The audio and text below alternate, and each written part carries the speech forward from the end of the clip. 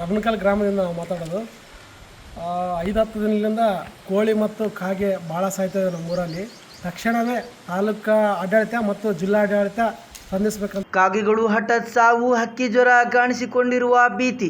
ಜಾಗತೀಕರಣ, ಆಧುನೀಕರಣ ಮತ್ತು ನಗರೀಕರಣ, ಇನ್ನು ತಂತ್ರಜ್ಞಾನ ಬೆಳವಣಿಗೆಯಿಂದ ಈ ಕೆಲ ಪಕ್ಷಿಗಳು ಅಳಿವಿನ ಅಂಚಿನಲ್ಲಿವೆ. ಇನ್ನು ಕೆಲವು ಗೂಗಲ್ನಲ್ಲಿ ಮಾತ್ರ ನೋಡಬಹುದು. ಆದರೆ ಗ್ರಾಮೀಣ ಪ್ರದೇಶಗಳಲ್ಲಿ ಮತ್ತು ನದಿ ಪಾತ್ರಗಳಲ್ಲಿ ಕೆಲ ಹಕ್ಕಿಗಳ ಜೊತೆಗೆ ಕಾಗೆಗಳು ಕಾಣಸಿಗುತ್ತವೆ.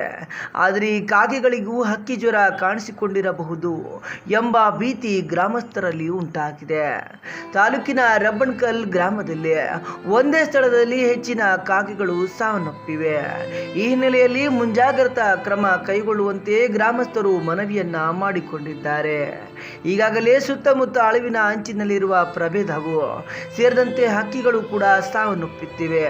ಅವುಗಳಲ್ಲಿ ಹೆಚ್ಚಿನವು ಕಾಗೆಗಳಾಗಿವೆ.